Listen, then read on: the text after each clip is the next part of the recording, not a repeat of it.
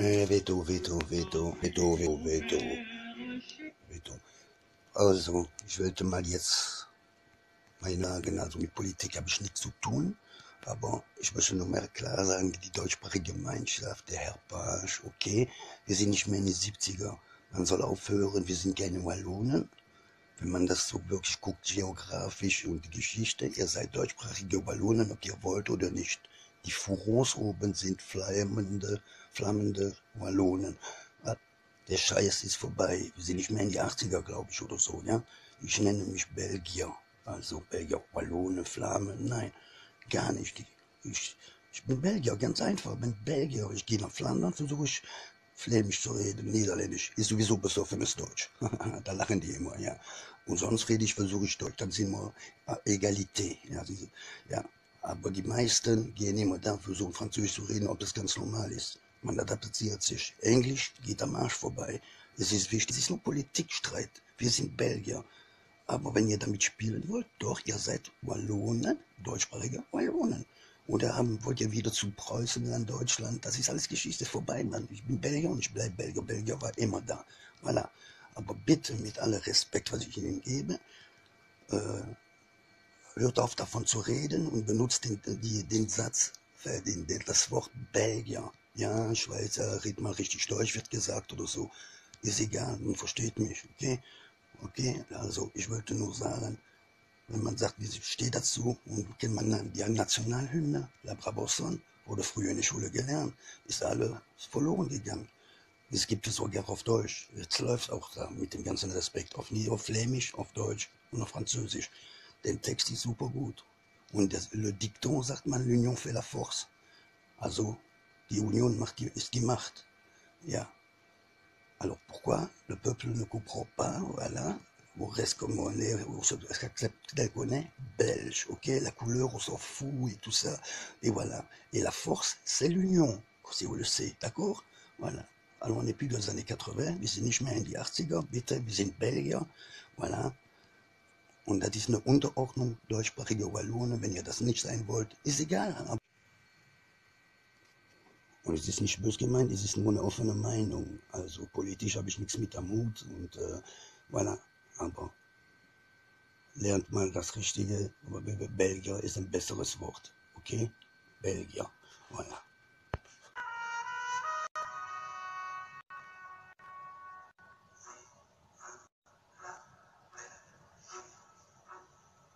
Noble Belgique, ô mère chérie, à toi nos cœurs, à toi nos bras, à toi notre sang, ô patrie. Nous le jurons tous, tu vivras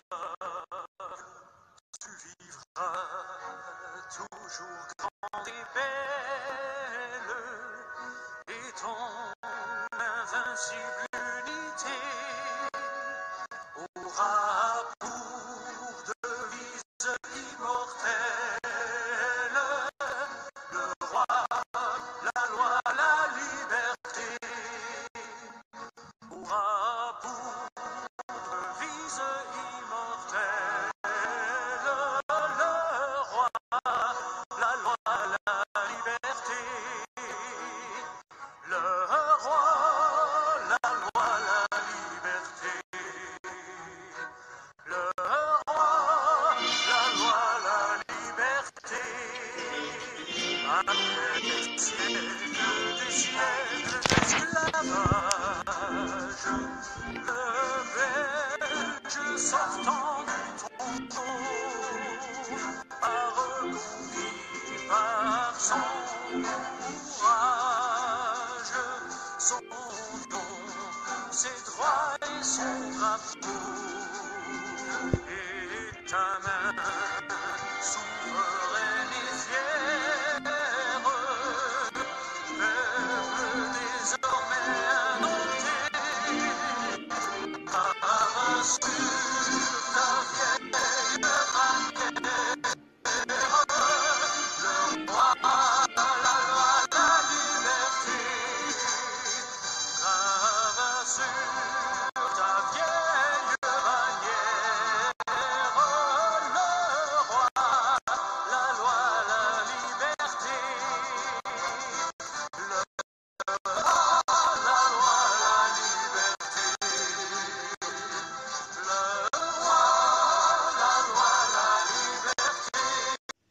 Man hält zusammen, das ist l'union fait la force, die Union ist die Macht. Voilà. Also den Satz und die Brabosson mal lesen, was da steht, da in dem Text. Ich sage das, tut mir leid, ich musste das sagen. Nicht nachtragend sein, aber egal welche Farbe, Religion, scheiß drauf.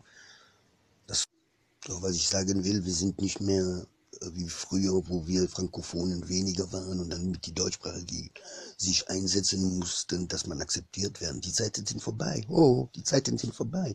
Also aufhören, wir sind Wallonen, deutschsprachige Wallonen, seid ihr. Furos sind flämische, sprachende Wallonen. Ja, red Deutsch, wird welche sagen. Ich versuche, das geht. Ich habe meine eigene Sprache, das nenne ich Open Welsh. Oui, je mets des trucs français en même temps. Aber c'est pas grave, avec tout le respect que je donne, arrêtez de dire ça. Notre dicton, c'est l'union fait la force. Die Union macht die Macht, Macht. Das ist unsere Diktat, oder wie sagt man das auf Deutsch, ist auch egal. Union, sagt man das? Ja, voilà. Es gibt 3 Regionen, il y a 3 régions. Bon, il y a la région francophone, qui est la Wallonie, la région flamande, la Flandre, et Bruxelles, communauté, et la communauté francophone, flamande, néerlandophone, quoi, et germanophone, d'accord? Bon, voilà. Mais moi, je m'en fous, je suis belge. C'est tout. Ich bin keine Unterklasse oder so, nix da. Belgier. Also, man hört auf, und sowieso mit die neue Scheiß-Weltordnung, was ihr wollt. Das wird alles sowieso sortiert, also wollt ihr eigene neue Punkte oder sowas will. Eupen ist jetzt selbstständig oder so. Pff, ihr seid keine Großmacht, also mir ist das scheißegal. Belgien, voilà. Ja, Belgien war ja immer gut so, also weiß man noch, was vorher war, la Brabosson. Die Sprache gibt es auch auf Deutsch, den Text. Ich lasse ihn laufen, aber ist nicht böse gemeint, aber ist ganz einfach.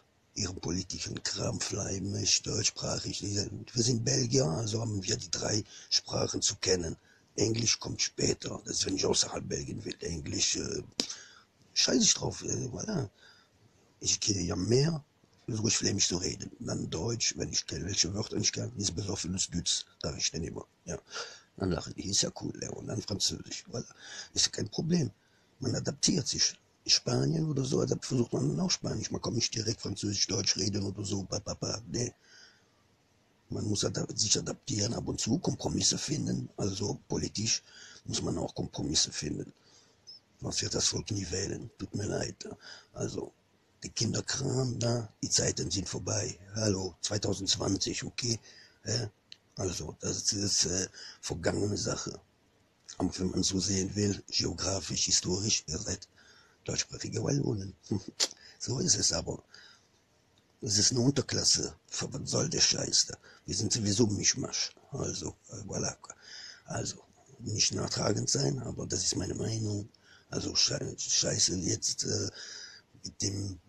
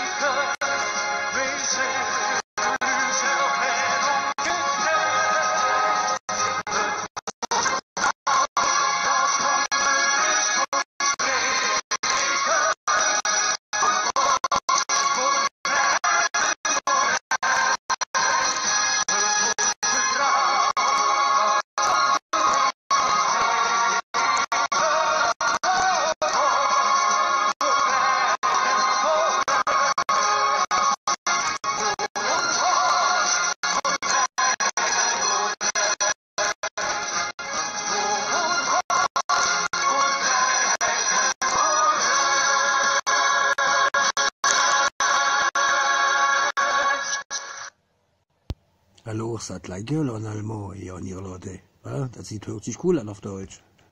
Tja, op Vlaams, das ist sehr sprachlich. Ist cool. Und auf Deutsch, sagt la gueule quand même en allemand. Franchement, ça donne bien. Ist echt cool auf Deutsch. Und auf Vlaams auch. Und ich muss sagen, es gibt was anderes zu tun, als sich wieder für eine kleine Region zu werden, zu kämpfen. Echt schwachsinnig, was keinen Sinn gibt. Nee. Ils sont aucune, c'est avec respect, je sais pas comment on parle normalement, je sais pas comment ça arrive, mais c'est pas méchamment, j'espère qu'on accepte mon avis, et je ne juge personne. 28 km², la population du pays est d'environ 11 millions d'habitants. La capitale est Bruxelles et c'est une monarchie constitutionnelle fédérale. Géographie physique. Regardons rapidement le relief. Les Ardennes sont pratiquement les seules montagnes du pays et le font culminer à 694 mètres avec le signal de Botrange. Le nord est en faible altitude, le sud est en plus haute altitude, c'est un dégradé. Administration territoriale. Le pays est une fédération depuis 1993, mais dispose de gouvernements locaux depuis 1980. La Belgique est composée de 3 régions, Wallonie, Flandre et Bruxelles. Les régions sont divisées en provinces, 5 en Flandre et 5 en Wallonie, Bruxelles n'étant pas concernée. Et les provinces sont divisées en 589 communes, dont 19 dans la région Bruxelles. Ce qui fait que la commune la plus peuplée du pays est Anvers et non Bruxelles qui est subdivisée. Et en plus de tout ça, le pays est divisé en 3 communautés linguistiques. Communauté flamande qui concerne la région Flandre et la région Bruxelles, la communauté française qui concerne une très grosse partie de la région Wallonne et la région Bruxelles, et enfin la communauté germanophone qui concerne quelques communes de la région Wallonne. Les langues. La Belgique est donc un pays trilingue, avec une zone flamande ou néerlandophone, une zone francophone et une zone germanophone. Mais dans les faits, la partie germanophone n'a qu'une très faible influence dans la vie politique. L'enjeu se fait entre les 2 autres communautés. Notons aussi que de jure, Bruxelles est une ville bilingue, français-flamand, mais le français a pris l'avantage. Cette double culture linguistique vient d'une raison historique. La Wallonie est un concept récent. Il date du 19e siècle et a permis de désigner les zones francophones en Belgique. Originellement, dans la Wallonie, différents dialectes français sont parlés, tels que le picard ou le liégeois. Ce dernier a été institué en une langue qui s'appelle le wallon. Le picard et le wallon sont toutes deux des langues d'Oil, au même titre que les langues de la partie nord de la France. Ailleurs, on parle flamand car c'est une région liée aux Pays-Bas. N'oublions pas que le néerlandais peut être considéré comme une variante de l'allemand standard. Pour ce qui concerne les communes germanophones, après la Première Guerre mondiale, l'Allemagne les a offerts à la Belgique en dédommagement. Elles sont restées depuis de langue allemande. Ajoutons à cela les communes avec des particularités linguistiques. Par exemple, autour de Bruxelles, c'est la Flandre. Les communes ont donc comme langue officielle. Aujourd'hui, on ne cherche plus une chouette habitation, mais une chouette cohabitation. L'immobilier a changé. Officiel le néerlandais, comme partout en Flandre. Sauf qu'en raison de l'influence bruxelloise, les populations vivant dans ces communes sont majoritairement francophones. Elles bénéficient donc de facilités linguistiques, surtout dans le domaine administratif. On compte 27 communes de ce type dans toute la Belgique. Maintenant, regardons l'influence linguistique régionale. Pour le calcul, je considérerais que Bruxelles est entièrement francophone car le français est de loin la principale langue. La Flandre fait donc 6,4 millions d'habitants. La Wallonie et Bruxelles réunis font 4,8 millions d'habitants. Les communes allemandes ne font que 75 000 habitants. L'irlandais est donc la principale langue du pays, presque 60% des habitants vivant dans une région majoritairement néerlandophone. Et au contraire, un peu plus de 40% des habitants vivent dans une région majoritairement francophone. Après, cela ne veut pas dire que ça représente le nombre de francophones et néerlandophones. Il y a beaucoup d'étrangers qui vivent en Belgique et qui utilisent une des 2 langues au travail sans que ce soit leur langue maternelle. Démographie. La Belgique a une très forte densité, 360 habitants au kilomètre carré. C'est donc un des pays les plus denses au monde. En Flandre, la densité passe à 480 habitants au kilomètre carré. Regardons maintenant les principales agglomérations. Bruxelles est la plus importante avec 1,3 million d'habitants. L'agglomération comprend la région de Bruxelles, mais aussi quelques communes en Flandre et même en partie en Wallonie. La rocade de Bruxelles se trouve ainsi dans 3 régions à la fois. On y trouve d'ailleurs Waterloo, désormais commune pavillonnaire de banlieue en Wallonie. L'aéroport de Bruxelles est à Zaventem, en Flandre, en zone néerlandophone du coup. Mais bon, comme dit précédemment, qu'on soit en zone néerlandophone ou francophone, le français reste la principale langue de l'agglomération. Anvers est la deuxième agglomération du pays avec 1,2 million d'habitants, donc à peine moins que Bruxelles. La commune d'Anvers est de 500 000 habitants, c'est la commune la plus peuplée du pays. Et cette agglomération est entièrement néerlandophone. Le français n'y a aucun statut officiel. La troisième agglomération du pays est Liège, qui est entièrement francophone puisque située en Wallonie. Elle fera environ 500 000 habitants. Parmi les autres agglomérations, on peut citer Gand, qui est néerlandophone, Charleroi, qui est francophone, Bruges en Flandre, Namur en Wallonie. On peut citer aussi la commune de Courtrai, qui n'est pas forcément très peuplée, mais qui fait partie de l'agglomération de Lille. Une soixantaine de communes belges font partie de l'Eurométropole de Lille, soit environ 1 million d'habitants. Réseau. Regardons le réseau routier. D'abord pour les autoroutes, on a un ensemble d'autoroutes dont la 15, qu'on appelle l'autoroute de Wallonie, qui relie Liège à Tournai. C'est un grand axe qui relie toutes les principales villes wallonnes, Liège, Namur, Charleroi, Mons, Tournai, pour ensuite rejoindre la frontière française. Et puis c'est en même temps un axe ferroviaire. Il n'y a pas vraiment d'équivalent en région flamande, mais il y a une autoroute qui part d'Anvers et qui va jusqu'à la frontière française en passant par Gand et Courtrai. Sinon, le reste de la Belgique, c'est des autoroutes en étoile avec Bruxelles en son centre. Un axe Bruxelles-Bruges, Bruxelles-Lille, Charleroi, Namur, Liège, Anvers. Il y a d'ailleurs 2 autoroutes parallèles qui relient Bruxelles à Anvers. En plus de ça, de nombreuses villes sont dotées de rocades circulaires qu'on appelle ring, ce qui veut dire anneau en néerlandais. Le ring de Bruxelles, celui d'Anvers, Gand et Charleroi et d'autres qui sont incomplets. Celui de Charleroi a la particularité d'être à sens unique, c'est une sorte de rond-point géant autoroutier. Bref, beaucoup d'autoroutes, la Belgique peut se vanter d'être le pays le plus densément autoroutier avec les Pays-Bas. De plus, elles sont pour beaucoup éclairées, ce qui fait que la Belgique est bien visible la nuit depuis l'espace. Cependant, l'éclairage est en train d'être enlevé de plus en plus. Pour ce ferroviaire, mis à part les zones normaux qui relient des autoroutes, on peut compter 2 lignes à vitesse, une qui part de la France pour les Pays-Bas et qui passe par Bruxelles et Anvers, une autre qui relie Bruxelles à l'Allemagne en passant par Liège. Économie. Maintenant, regardons un peu l'économie du pays. Pendant longtemps, la Belgique fut un producteur de charbon. Les bassins miniers étaient situés à Liège, Charleroi et à Mons, qui sont exploités dès le XVIIIe siècle. Ce qui fait que la Wallonie est bien plus dynamique que la Flandre. Mais au XXe siècle, un bassin minier se développe dans la Campine, en Flandre. L'économie du charbon a permis l'essor de la sidérurgie.